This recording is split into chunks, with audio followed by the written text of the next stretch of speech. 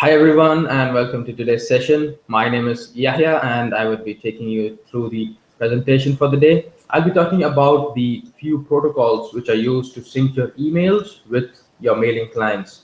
Now, mailing clients can be anything of your choice. It can be either Outlook, it can be Thunderbird, it can be Apple Mail, or whatever for that matter. It depends on your liking. But what are the protocols which are used to collect your mails on these clients and which are used to sync the mails towards your clients? Now, I would like to go a bit into history where previously people what they did was they used to have the shared hosting platforms and the emails used to be collected over there, and at a mailbox level you used to get a very small mailbox size on the server side.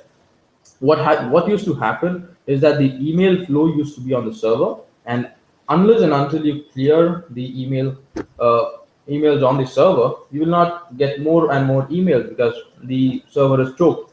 So what you used to do is you used to pop it out. Now pop is one of the oldest protocols available, and what pop does, it fetches the data from the server side and then downloads it on your mailing client.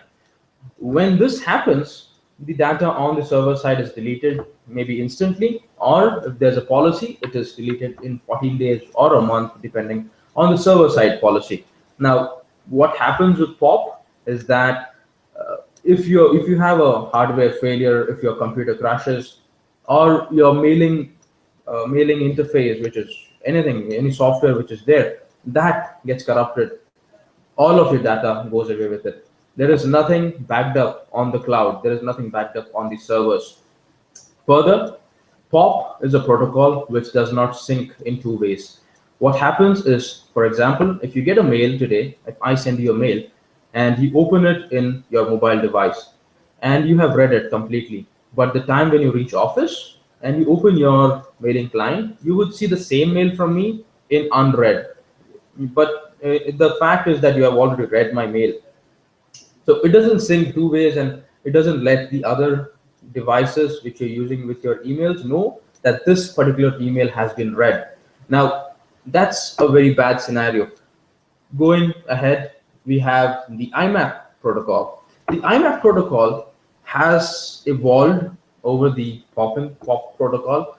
What happens on IMAP is that it syncs two ways, but again, it doesn't sync your calendars and contacts. The same goes with the POP protocol. It doesn't sync your calendars and contacts. The disadvantage on IMAP is that whenever it syncs, it downloads everything which is there. So there are servers which allow you to unselect certain folders from being downloaded and things like that. But again, the syncing is only between your emails and not between any other data which you have, like your calendars and your contacts. Further, there are a few mailing clients which conflict with IMAP, causing deletion of emails, causing mail losses, because there are certain rules on IMAP which can make these mails misplaced. They might go and sit in some other folder, and you might get a feeling that your mails are missing. But on the server end, you would have it. But again, IMAP cannot be used with the older server shared hosting based emailing solutions. The reason being, IMAP is a replication protocol. So for example, I have a 30 MB mailbox size on my shared hosting, and I'm using IMAP day in and day out. My mailbox is going to get full, and I'm not going to receive any more emails, and it's going to just stop from there. So I cannot afford using IMAP on a shared hosting.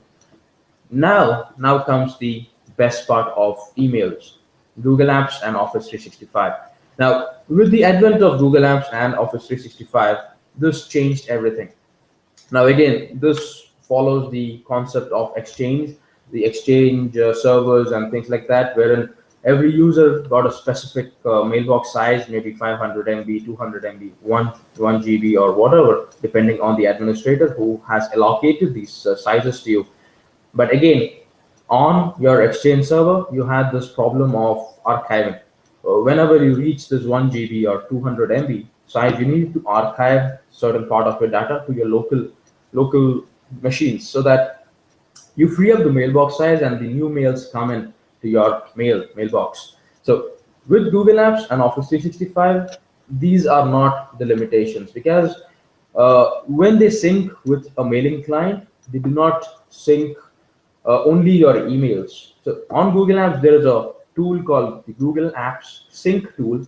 This particular protocol, this particular tool, it uses the mapping protocol, which is the exchange protocol, and it syncs everything. It syncs your emails, it syncs your folders, it syncs your calendars, it syncs your contacts. It even gives you the facility to use shared folders, in the sense that if your colleague has a calendar, you want to see his calendar on your mailing client on Outlook, you can do that. Now, the Google Apps Sync tool is only compatible with Outlook, Outlook 2007 and above.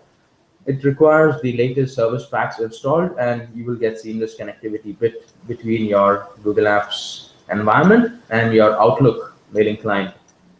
The other mailing clients like Thunderbird and Apple Mail, they do not have Google Apps Sync tool available for them, and you would still need to use the IMAP protocol. But in case of a MacBook wherein you need to use the IMAP protocol, but still you want to continue syncing your calendars and contacts, you can use the CardDave and CalDave protocols to sync your calendars and contacts to iCal and the contacts on MacBook.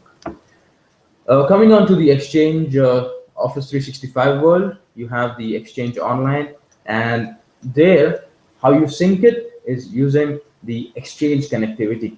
You just open your Outlook clients, put in your usernames and password, and everything starts syncing automatically. Again, you would need to upgrade your Outlook with the latest service packs and the latest compatibility software so that you get seamless connectivity to the Exchange Online environment.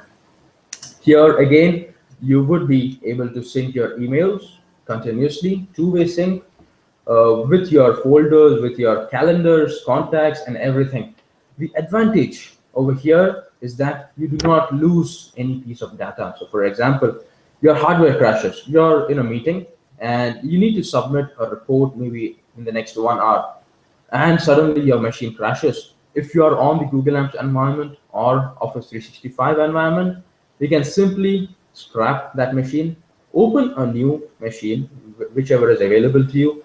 You can either sign in to the web interface available on Google Apps or Office 365, access every single piece of your data from there, and because the report needs to go as soon as possible, you can simply start using the web interface available, finish the report, send it to whomever you want, and then get started with installing a new Outlook client on your new device, and then going ahead with your business activities at day-to-day life. So with the Google Apps and Office 365, the advantages are more. So the positives are amazing. So I would suggest you to use Google Apps or Office 365 to maintain complete connectivity. Now again, mailing clients are not something which I recommend personally. I recommend using the web interface, because the web interface is something which gets updated more frequently than the clients. It has a very reliable interface with it. It doesn't have any software limitations or dependencies available on your computer. So for example, you have a virus on your machine and you're using a mailing client, it might affect your mailing client, but it's not possible, or it's very rare that it affects your web interface. So it's something which I recommend personally. I personally don't use a mailing client, but this session is intended towards people who use mailing clients, and so that they can make the experience using mailing clients more efficient and more productive, using tools which they might already have, or tools which they can move on to with Google Apps and Office 365 for a more productive and more safer emailing environment for you. So thank you for joining me in this session, and I hope to see you again sometime next week. Thank you and have a nice day. Bye.